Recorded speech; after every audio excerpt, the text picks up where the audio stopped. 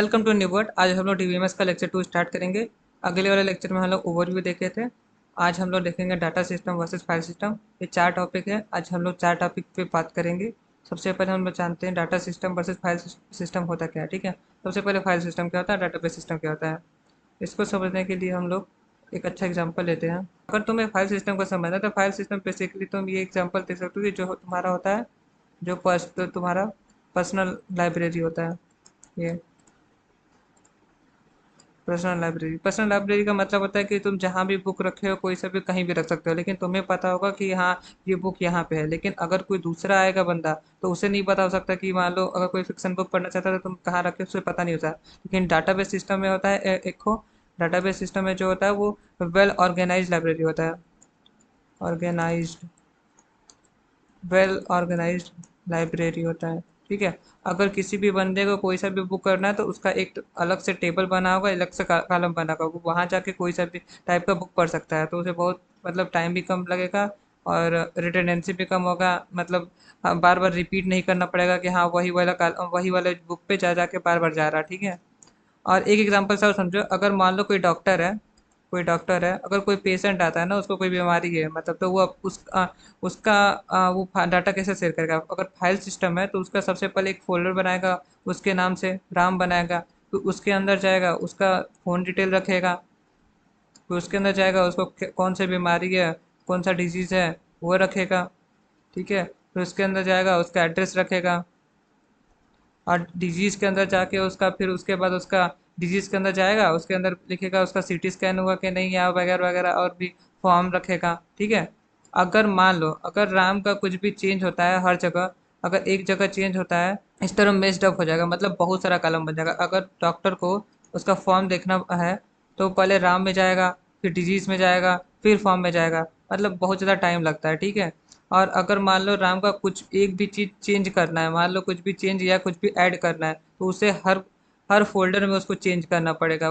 Phone वाले में भी, डिजीज़ वाले में भी, एड्रेस वाले में भी, और कास्ट फॉर्म सब में चेंज करना पड़ेगा। ठीक है, लेकिन डाटाबेस सिस्टम में क्या होता है, अगर डाटाबेस सिस्टम से कोई डॉक्टर है वो बनाता है, तो वो फ़ोन का अलग कॉलम बनाएगा। ठीक है, और राम का जो पेशेंट होते हैं उनका अलग कॉलम बनाएगा, उसको इससे लिंक कर देगा। ठीक है, और उसका जो भी डिजीज़ हुआ रहेगा उसका अलग कॉलम बनाएगा, और कोई भी सबका एड्रेस होगा उसको अलग कॉलम बनाएगा। यहाँ से इसको भी लिंक कर देगा, यहाँ से भी इसको लिंक करेगा। अगर उसको फ़ोन नंबर चाहिए तो यहाँ पे सर्च करेगा, तुरंत फ़ोन नंबर आ जाएगा, मतलब टाइम भी कम लग रहा। और अगर उसको एक कोई भी चीज़ चेंज करना है, मान लो फ़ोन नंबर ही हर जगह चेंज करना है, तो यहीं से वो सर्च करके यहीं पे चेंज करेगा और सब भी चेंज हो जाएगा। तो ये डाटाबेस होता है, मतलब कि बहुत ज़्यादा कंफर्टेबल होता है, कभी भी यूज कर सकते हैं। जैसे कि अगर मान लो कोई भी जैसे एग्जांपल से समझो कि जो अमेज़न का साइट होता है, मतलब उसका हर एक टेबल में हर एक एलिमेंट अलग अलग होता है। जैसे कि हम लोग आते हैं तो लॉगिन पेज रहता है, तो हम लोग का अलग टेबल बन गया। उसके बाद जो डाटाबेस जो भी प्रोडक्ट दिखाता है, जैसे कि टॉयज़ हो गया उसका अलग टेबल बना होगा, और गैजेट हो गया उसका अलग टेबल बना होगा, क्लॉथेस का अलग टेबल बना होगा। इस तरह से बहुत अलग अलग टेबल बनाता है, जिससे हम लोग को बहुत ज़्यादा रिलेबल मिलता है, मतलब बहुत जल्दी हम लोग कोई भी चीज़ को खोज सकते हैं, मतलब उसमें ज़्यादा टाइम नहीं लगता है। ठीक है, समझ गए। What is file system? It is the method and operating system use to store and organise file. Store and organise file करता है स्टोर डिवाइसेस एंड हार्डवेयर। मैं तुमको समझाया था कि ऑपरेटिंग सिस्टम में होता है, जैसे हम लोग का फाइल मैनेजर होता है। जैसे मैं दिखा रहा हूँ, ये मेरा फाइल मैनेजर ओपन हो गया। इसके अंदर मान लो मैं डीबीएमएस के लेक्चर में जाना हो, मेरे को तुरंत नोट्स लेना है, तो यहाँ पे इसके अंदर यही फाइल सिस्टम है। ठीक है, इस तरह फाइल सिस्टम होता है। यही फाइल सिस्टम का बात करा कि ऑपरेटिंग सिस्टम में जो होता है ऑर्गेनाइज फाइल और स्टोर डिवाइस के लिए यूज होता है। ठीक है, इसमें एक फोल्डर होता है, मैंने तुमको फोल्डर दिखाया, फिर उसके बाद डायरेक्टरी भी दिखाया कि डायरेक्टरी क्या होता है। और ये हायरार्चिकल ऑर्डर में होते हैं, मतलब पहले यहाँ पे जाओगे, फिर इसके अंदर जाओगे, फिर इसके अंदर जाओगे, मतलब वो नीचे से जाते रहोगे। ठीक है, फोल्डर स्ट्रक्चर मैंने तुमको विंडो और पीसी में दिखाई दिया। तो फाइल सिस्टम यही होता है बेसिकली, कि हम लोग ऑर्गेनाइज मैनर में अपने ऑपरेटिंग सिस्टम पे कैसे फाइल को स्टोर करते हैं। ठीक है, अब डाटा मैनेजमेंट सिस्टम क्या था? It is a software system that allow, मतलब इसमें हम लोग देखते हैं कि ये एक सॉफ्टवेयर होता है that allow to create, manage and integrate with database. मतलब ये एक तरह का सॉफ्टवेयर होता है। तुम लोगों ने सुना होगा माई स्क्वेल का। माई स्क्वेल भी एक डाटाबेस सॉफ्टवेयर है जहाँ पे हम लोग अपना कोई भी डाटा को स्टोर करते हैं, ठीक है, क्रिएट कर सकते हैं। मतलब यहाँ पे हम लोग स्टूडेंट आईडी क्रिएट कर सकते हैं, उसके बाद यहाँ पे स्टूडेंट नाम, दूसरा तीसरा किसी का भी नाम यहाँ पे स्टोर करते हो, ठीक है। मैनेज कर सकते हैं, अगर मान लो किसी का फ़ोन नंबर चेंज हो जाता है तो यहाँ पे फ़ोन नंबर को कैसे हम लोग को फिर से लाना है, फिर से कौन सा चेंज करना है, उसको मैनेज करना है या डिलीट करना, कुछ भी कर सकते हैं। और डाटाबेस से हम लोग हर समय इंटरेक्ट कर सकते हैं। और कीवर्ड क्या होता है, स्ट्रक्चर्ड डाटा होता है। देखो टेबल है, टेबल में कोई भी चीज़ रहेगा, जैसे स्टूडेंट आईडी है तो ये आर यम सब स्ट्रक्चर्ड में रहेगा, किसी का भी नाम रहेगा सब स्ट्रक्चर में रहेगा, ठीक है। और एक्सक्यूएल का ना हम लोग एसक्यूएल जो है वो एक लैंग्वेज है जिसको हम लोग यूज करते हैं इसमें डाटा को फीड करने के लिए, ठीक है। डाटा इंटीग्रिटी बना रहेगा इसमें, और ऑटोमेशन बना रहेगा जैसे कि हम लोग कुछ भी जो है, अगर मान लो मेरे को मैं सर्च करूँगा फ़ोन नंबर तो तुरंत डाटा जो होगा वो रिफाइन होके मेरे को हर एक स्टूडेंट आईडी का फ़ोन नंबर दे देगा। मतलब ये ऑटोमेटिक वर्क करेगा, ठीक है। एग्जांपल में बताया तुमको माई स्क्वेल, मैंने फर्स्ट लेक्चर में बताया था कि जो डीबीएमएस होता है वो कौन कौन सा होता है, माई स्क्वेल होता है, ओरेकल होता है, माइक्रोसॉफ्ट एसक्यूएल होता है। ये सब जो है वो कॉलम फॉर्म में है, मतलब रिलेशनल डाटाबेस है, ठीक है। समझ गए। ओके, बाद अगर हम लोग अगले स्लाइड पे चलते हैं। अब हम लोग डिफरेंस देखेंगे फाइल सिस्टम और डाटाबेस सिस्टम के, ठीक है। मैंने तुमको बेसिकली फर्स्ट वाले एग्जांपल में बताया ही है कि क्या क्या एग्जांपल, मतलब क्या क्या डिफरेंसेस हो सकता है दोनों का यूज करने में, ठीक है। तब भी मैं बताता हूँ स्टोरेज में। जैसे कि अगर like writing notes randomly on a different page, you might right the same friend phone number 5 different pages. अगर मैंने डॉक्टर वाला एग्जांपल तुमको बताया था कि अगर मान लो उसको फ़ोन नंबर ऐड करना है किसी भी कॉलम में, तो डॉक्टर को, अगर डॉक्टर को ऐड करना है तो इसको इसमें भी चेंज करना पड़ेगा, इसमें भी चेंज करना का, इसमें मैनुअली जाकर चेंज करना पड़ेगा, तो इसमें बहुत ज़्यादा टाइम लगेगा। लेकिन डाटाबेस सिस्टम में क्या होता है, डाटाबेस सिस्टम में ये होगा कि everything is neat and table, ये सब कुछ टेबल के फॉर्म पे रहेगा। दूसरा वाला, अगर मान लो तुमको फ़ोन नंबर यहाँ से चेंज करना है तो यहाँ भी चेंज हो जाएगा और यहाँ भी चेंज हो जाएगा, हर जगह चेंज हो सकता है, ठीक है। इसका मतलब समझ गए स्टोरेज का मतलब। और फाइंडिंग इन्फो, अगर ये भी मैंने तुमको बताया था कि अगर तुम्हें कुछ भी, अगर तुम्हें फॉर्म सर्च करना है, किसी पेशेंट का फॉर्म सर्च करना है, तो तुमको सबसे पहले इस वाले टेबल में जाना पड़ेगा, फिर इस वाले टेबल में जाना पड़ेगा, फिर इस वाले टेबल में जाना पड़ेगा, ठीक है। तो इसको मतलब 3-4 बार तुम्हें अंदर जाके तुमको मैन्युअली खोजना पड़ेगा। लेकिन इसमें फाइंडिंग इन्फो डाटाबेस सिस्टम है। डाटाबेस सिस्टम में तुम्हें सर्च बार लगा रहेगा, अगर तुम्हें कुछ भी सर्च करना है तो वहाँ पे तुम सर्च करोगे और वो डाटा रिफाइन कर कर ऑटोमेटिक, देखो तुमने सुना ही था कि ऑटोमेटिक वो आ जाएगा, ठीक है। अपडेटिंग इन्फो का, if your friend change their number, अगर तुम्हारा फ्रेंड नंबर चेंज करता है, you you have to find a correct it on all 5 pages, मतलब तुमको पांचों पेज पे अलग अलग तुमको नंबर को चेंज करना पड़ेगा। तो ये तो बहुत ज़्यादा प्रॉब्लमेटिक है ये फाइल सिस्टम में। If you miss one you have wrong info, अगर तुमने किसी में भी मान लो गलत नंबर डाल दिया तो फिर वो पूरा डाटा हायरची गलत हो जाएगी, मतलब इसमें गलत होगा, कभी सर्च नहीं हो पाएगा, ठीक है। लेकिन अपडेटिंग इन्फो इसमें डाटाबेस में कैसे होता है, डाटाबेस में मान लो एक टेबल में तुम चेंज किए यहाँ पे, तो वो जितना भी लिंक रहेगा अलग अलग टेबल सब में चेंज हो जाएगा एक ही साथ, समझ गया। 3 पॉइंट हो गया, स्टोरेज हो गया, फाइंडिंग इन्फो हो गया, अपडेटिंग इन्फो हो गया, ठीक है। अब फाइल सिस्टम में और क्या क्या डिफरेंस है वो देखते हैं। शेयरिंग विद फ्रेंड,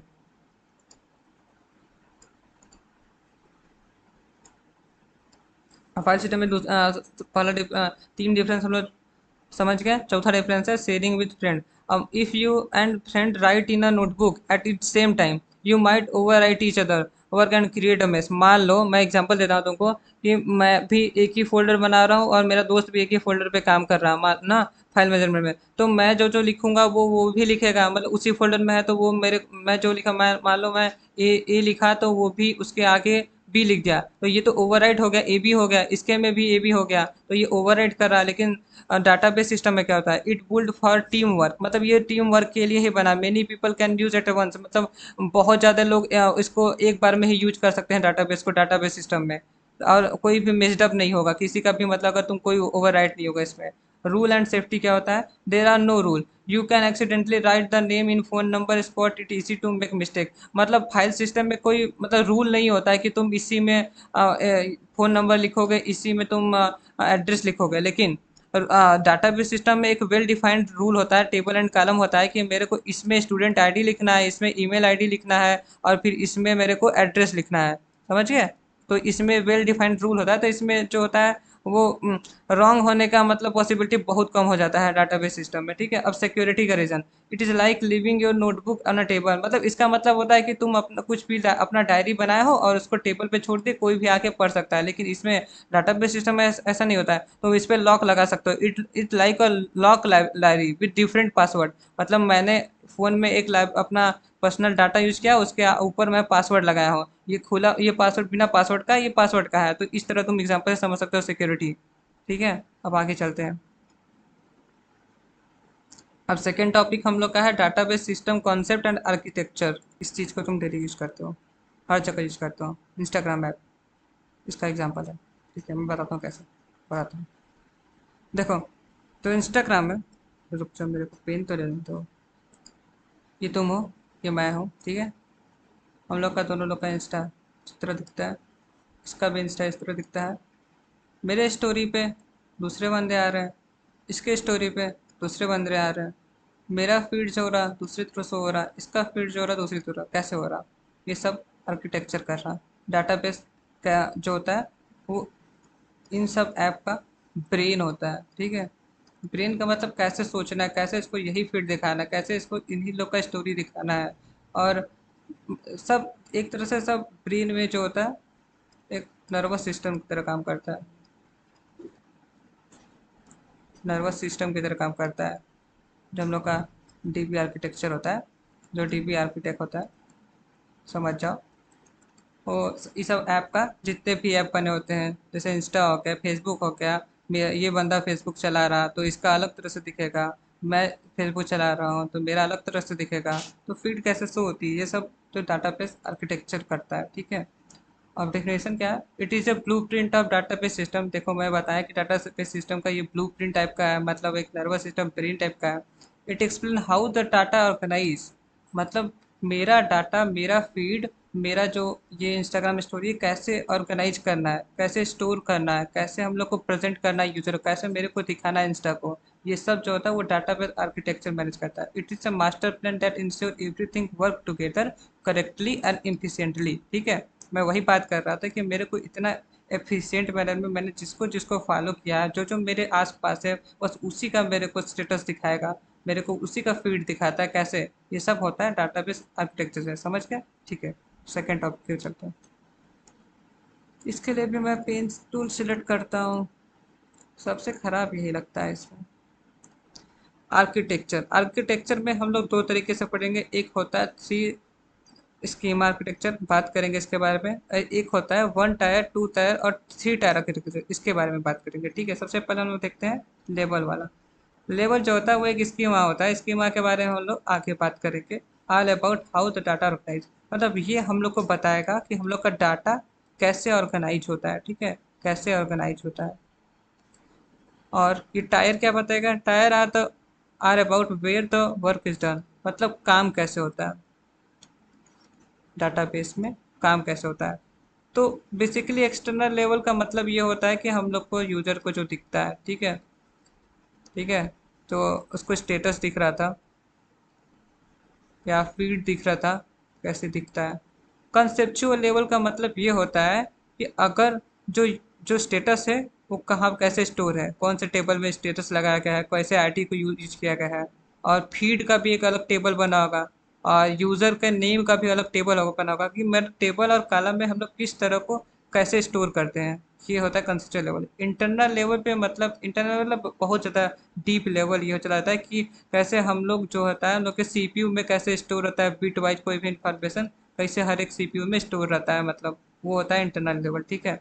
अब टायर पे बात करते हैं, वन टायर, टू टायर और थ्री टायर में मतलब ऊपर ऊपर से ये होता है, बात करेंगे इसके बारे में डिटेल में, कि अगर यूज़र अपने से किसी भी चीज़ को यूज करा, किसी पे डिपेंडेंट नहीं है, कहीं कोई भी डाटाबेस पे डिपेंडेंट नहीं है, वो तो टायर वन हो गया, ठीक है।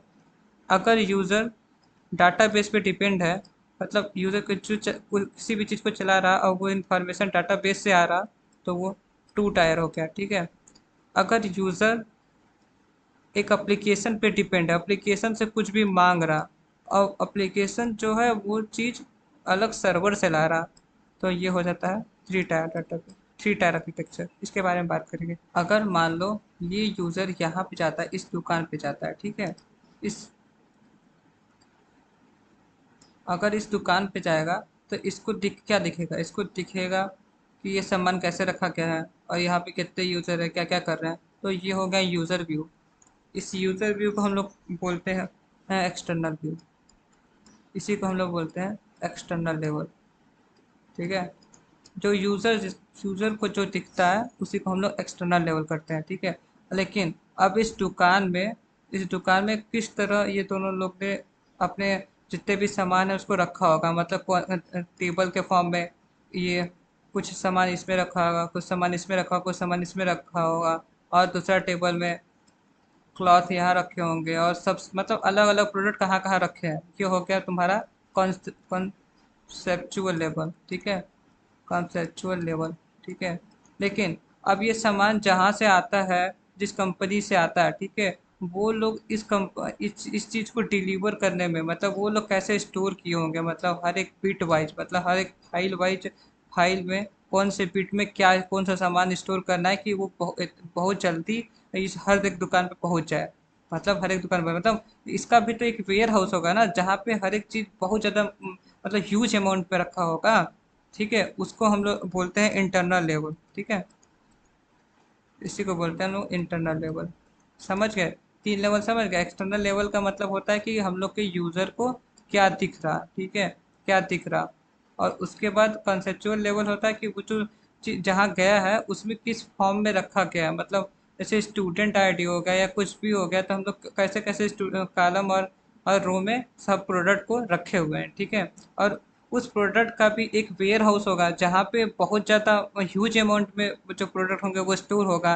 बिट वाइज स्टोर होगा, हर एक कॉलम मतलब हर एक छोटा छोटा फाइल में स्टोर होगा। तो वो जो होता है वो इंटरनल लेवल आता है। अब टायर की बात करते हैं।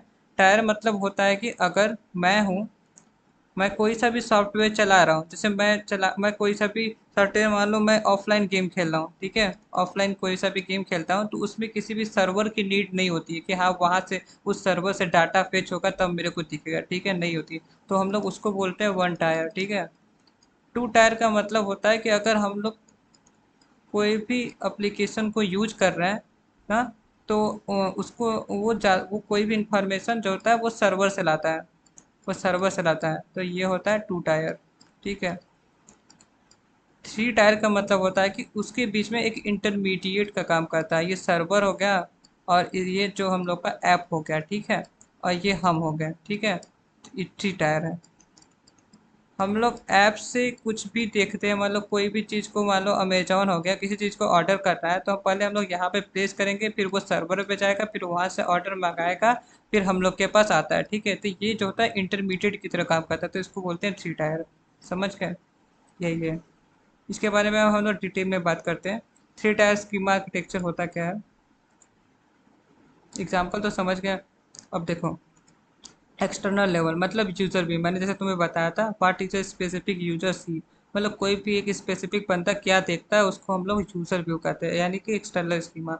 There can be many external schema, कितने भी एक्सटर्नल स्कीमा हो सकते हैं। मैंने तुमको बताया था, अगर कोई तुम शॉपिंग में जाते हो ऐप में, तो उसको तुमको क्या क्या दिखता है। कोई बैंक में जाते हो तुमको बस दिखता है कि मेरा ये पैसा है यहाँ पे आ गया, लेकिन उसके बाद जो जो काम होता है वो तुम्हें नहीं पता। ठीक है, कंसेप्चुअल लेवल का था the master blueprint of the entire database, मतलब ये मास्टर ब्लूप्रिंट होता है कि तुम्हारा डाटा कैसे स्टोर है, किस टेबल और किस कॉलम के तरीके से तुम्हारा डाटा स्टोर है, वो तुम्हारा कंसेप्चुअल लेवल बताता है। ठीक है, there is only one concept schema, एक ही कॉन्सेप्ट स्कीमा होता है कि कैसे तुम्हारे प्रोडक्ट को कौन से टेबल कौन से कॉलम में स्टोर करना है। इंटरनल स्कीमा मतलब physical view, describe how data physically stored in a disk और file index. There is only one internal schema, internal schema में बस ओनली वन होती है। वो बताता है कि माइक्रो लेवल पे, मतलब एकदम नीचे लेवल पे कैसे तुम्हारा हर एक प्रोडक्ट स्टोर होता है कि वो फास्ट तरीके से तुम टेबल में लेके आ सको। मैंने तुमको एग्जांपल बताया ही था, वही है कि फाइल और इंडेक्स में कैसे हम लोग स्टोर करते हैं कि वो प्रोडक्ट तुरंत आ जाए। ठीक है, ये होता है थ्री स्कीमा आर्किटेक्चर। अब थ्री स्कीमा आर्किटेक्चर,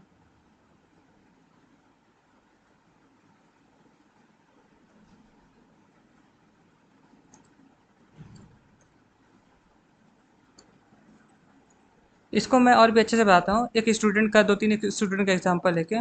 कि जो एक्सटर्नल बीम हो गया,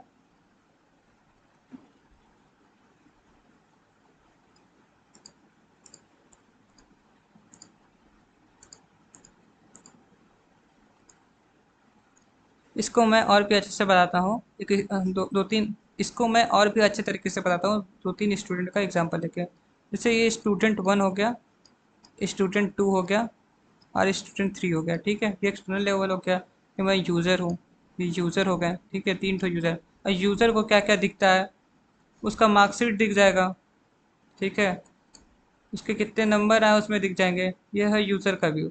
लेकिन कॉन्सेप्चुअल लेवल पे क्या होता है, कॉन्सेप्चुअल लेवल पे होता है क्या, हर एक स्टूडेंट का अलग टेबल बना होगा, ठीक है। ये हो गया हर एक स्टूडेंट का टेबल। यहाँ पे स्टूडेंट आईडी होगा, ठीक है, यहाँ पे उसका मार्क्स होगा, और यहाँ पे कौन सा एग्ज़ाम हुआ था वो होगा, और यहाँ पे हर एक स्टूडेंट फेल होंगे। यहाँ पे उनका कुछ कुछ मार्क्स जो स्टोर होगा, और उनका एग्ज़ाम कौन सा होगा तो उस पर स्टोर होगा। समझे, कंसेप्चुअल लेवल ये होता है कैसे स्टोर होगा। इंटरनल लेवल पे ये होता है कि जो भी मार्क्स स्टोर हुए हैं वो किस मैनर में होंगे, ठीक है, कहाँ कौन से डीबी में, कोई भी डाटाबेस में कैसे स्टोर होंगे। या तो सेंट्रलाइज हो सकते हैं, सेंट्रलाइज हो सकते हैं, या तो डिस्ट्रीब्यूटेड हो सकते हैं। इसका मतलब मैं तुम्हें अभी बता रहा हूँ, ठीक है। सेंट्रलाइज का मतलब होता है कि ये जो स्टूडेंट है और जो मार्क्स है वो एग्ज़ाम है, ये तीनों एक ही जगह पे स्टोर है, ये तीनों एक ही जगह पे स्टोर है। डिस्ट्रीब्यूटेड का मतलब हो गया कि स्टूडेंट आईडी कोई अलग डाटाबेस में है, और तुम्हारा मार्क्स कोई अलग डाटाबेस में है, और तुम्हारा जो है वो एग्ज़ाम डिटेल वो कोई अलग डाटाबेस में। ये डिस्ट्रीब्यूटेड डाटाबेस हो गया। समझ गए, तीन समझ गए ना, एक्सटर्नल लेवल क्या होता है, कंसेप्चुअल लेवल क्या होता है, और हमारा इंटरनल लेवल होता है। बस इसमें यही है, एग्जाम में जाके लिख देना, ठीक है। कॉन्सेप्ट तो आ गया। चलो ठीक है, अब हम लोग को डाटा इंडिपेंडेंसी के बारे में बात करना है, ठीक है। सबसे पहले पेन टूल सेलेक्ट कर लेते हैं, पेन टूल आ जाओ, ठीक है। इसको बहुत अच्छे एग्जाम्पल से समझते हैं। डाटा इंडिपेंडेंसी क्या होता है, दो तरह का होता है, logical data independency, physical data independency, ठीक है। कुछ नहीं, इसके बारे में सबके बारे में जानेंगे, ठीक है। सबसे पहले हम लोग जानते हैं इंडिपेंडेंसी होता क्या है, एग्जाम्पल से, ठीक है। मान लो तुमने अपने फ़ोन में सबका कॉन्टैक्ट सेव किया है, ठीक है, इसका भी कॉन्टैक्ट सेव किया है, इसका भी कॉन्टैक्ट सेव किया है, इसका भी कॉन्टैक्ट सेव किया है, ठीक है, सेव किया है। तुम चाहते हो कि मेरे पहले वाले कॉन्टैक्ट को का बर्थडे भी, जो बर्थडे आता है उसको भी मैं यहाँ पे हाईलाइट करूँ, ठीक है, पहले वाले कॉन्टैक्ट का। तो इसके लिए क्या तुम मैं हर एक टेबल को फिर से लिखना पड़ेगा, नहीं, फिर से तो नहीं लिखना पड़ेगा। ये तो मतलब ये तो अच्छी चीज़ नहीं है ना, फिर से क्यों लिखना पड़ेगा, ठीक है। अगर मान लो सेकंड वाले का तुम यहाँ पे फ़ोटो भी लगाना चाहते हो, ठीक है, तो क्या तुम्हें फिर से पूरा टेबल लिखना पड़ेगा, फिर से तुम्हें टेबल बनाना पड़ेगा, नहीं। तो ये होता है लॉजिकल डाटा इंडिपेंडेंसी, मतलब कुछ भी चेंज करने से या तो कोई टेबल या तो कोई कॉलम को बढ़ाने से तुम्हें पूरा जो है वो टेबल नहीं लिखना पड़ता, ठीक है। अब एक एग्जांपल और सुनो। मान लो तुम्हारा एक पुराना सा सैमसंग का फ़ोन है, सैमसंग J2 फ़ोन है, ठीक है। इससे तुम स्विच कर रहे हो एप्पल में, इससे तुम स्विच कर रहे हो एप्पल, एप्पल बन गया एप्पल में, ठीक है। तो क्या होगा, तुम चाहते हो, ये तो तुम्हारा बहुत ज़्यादा फास्ट डिवाइस है, ये तो तुम्हारा स्लो डिवाइस था, और तुमने यहाँ पे तुम्हारा इंस्टा डाउनलोड था, तो तुम इंस्टा डाउनलोड था, डिलीट हो गया होगा। अब यहाँ पे तुम इंस्टा फिर से डाउनलोड करोगे, तो तुम डेवलपर को जाके थोड़े बोलोगे कि मेरे में यहाँ पे जितना भी मेरा डाटा था फिर से तुम ला दो, ठीक है, फिर से ला दो, नहीं। ये ऑटोमेटिकली जितना भी तुम्हारा डाटा स्टोर रहता है सब कुछ ये एप्पल वाले डिवाइस में तुम्हें ला देगा। कैसे, कैसे, तो दो डिवाइस, मतलब ये तो यहाँ पे तुम्हारा हार्डवेयर चेंज हुआ है, यहाँ पे तुम्हारा पूरा हार्डवेयर चेंज हुआ है, ये तो स्लो था, ठीक है, ये फास्ट हो गया तुम्हारा, ये फास्ट रिपीट हो गया, तो इसको हम लोग बोलते हैं फिजिकल डाटा इंडिपेंडेंसी। समझ गए ना।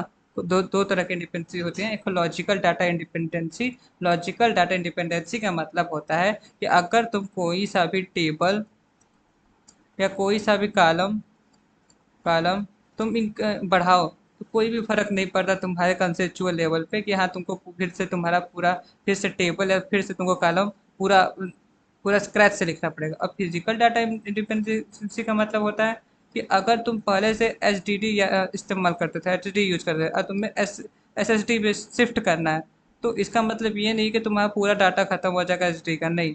वो वैसा ही रहेगा, बस तुम्हारा चेंज हो जाएगा। जैसे मैंने तुमको इंस्टा वाला एग्जांपल दिया फ़ोन स्विप करने का, ठीक है? तो डाटा इंडिपेंडेंसी का मतलब समझ गए ना कि हाँ, मतलब मेरा कुछ भी चेंज हो रहा तो मेरे ना कंसेप्चुअल लेवल को फ़र्क पड़ेगा, ना ही इंटरनल लेवल को फ़र्क पड़ेगा। ऐसा होने लगा तो मतलब कंसेप्चुअल लेवल को भी फिर से लिखना पड़ेगा और इंटरनल लेवल को भी फिर से लिखना पड़ेगा, और हम लोग का डाटा भी पूरा मतलब लॉस्ट हो जाएगा। समझ गए ना? ठीक है, अगले कॉन्सेप्ट पे चलते हैं।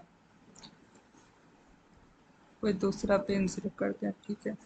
ठीक है, वन टायर आर्किटेक्चर का मतलब क्या होता है? वन टायर आर्किटेक्चर का मतलब होता है, तो मैंने तुम्हें बताया था कि अगर मेरे डिवाइस पे ही मेरे को कोई चीज़ यूज करना है, जैसे इस डिवाइस पे ही मेरे को यूज करना है, मेरे को किसी भी सर्वर पे मेरे को डिपेंडेंट नहीं रहना है।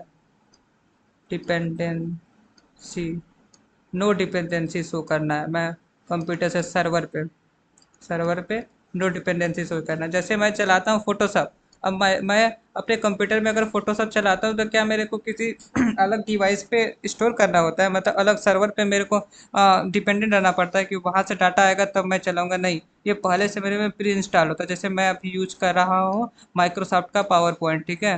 पावर पॉइंट, तो मेरे को किसी भी सर्वर पे डिपेंड नहीं होना पड़ा कि वहाँ से तुम डाटा आएगा तब मैं स्टार्ट करूँगा। तो ये होता है वन टायर आर्किटेक्चर, ठीक है? अंडरस्टैंड? ओके।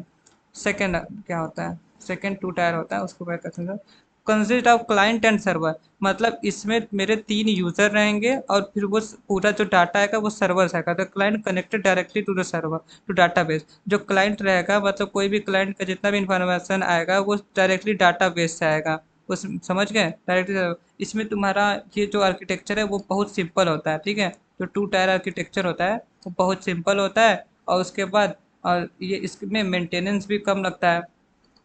मेंटेनेंस भी कम लगता है, यहाँ मैंने लिखा है। लेकिन इसका डिसएडवांटेज क्या है कि इसका स्केबिलिटी नहीं कर सकते, मतलब स्केल इसको बहुत बड़ा नहीं कर सकते, और ये सिक्योर भी नहीं होता है। मतलब तुम्हारा कंप्यूटर का कोई पासवर्ड जान गया तो वो पूरे तुम्हारे डाटाबेस से भी एक्सेस कर सकता है, मतलब समझ गए? ठीक है, अब थर्ड पे चलते हैं। Two tier architecture, two tier architecture हो गया। Three tier architecture, three tier architecture क्या होता है? थ्री टायर आर्किटेक्चर का एक सबसे अच्छा एग्जांपल है तुम्हारा, जो तुम फ्लिपकार्ट की वेबसाइट यूज करते हो, ठीक है? देखो फ्लिपकार्ट की वेबसाइट, तो तुम यूज़र हो गए यहाँ पे, और यहाँ पे तुम्हारा डाटाबेस हो गया। अगर तुम यहाँ पे यूज़र में कुछ भी देखते हो, ठीक है?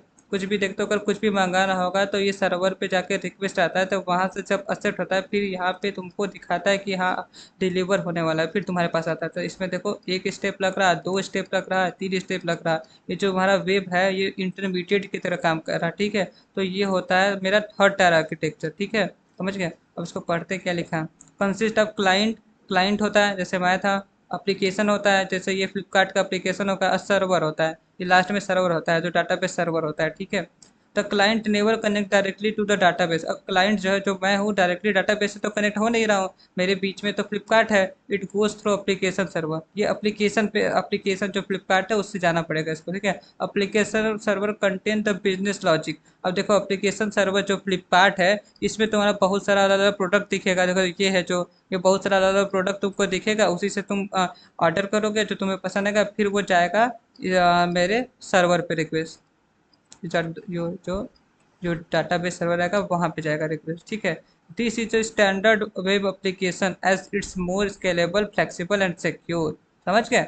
ये स्केलेबल भी रहेगा कि मतलब कितने भी यूजर एक बार में आके ऑर्डर कर सकते हैं, फ्लेक्सिबल भी रहेगा, मतलब इसको कहीं भी कुछ भी यूज किया जा सकता है, और सिक्योर भी रहेगा। मतलब इसका मतलब कोई इसके बीच में मान लो कोई भी हैकर आके कुछ भी प्राइवेसी नहीं कर सकता, मतलब कुछ भी यहाँ पे आके कोई भी पेलोड नहीं इस्तेमाल कर सकता। मतलब पेलोड का मतलब होता है कोई भी मेलिशियस थिंग्स नहीं कर सकता, ठीक है? ये थ्री टायर होता है, समझ गए?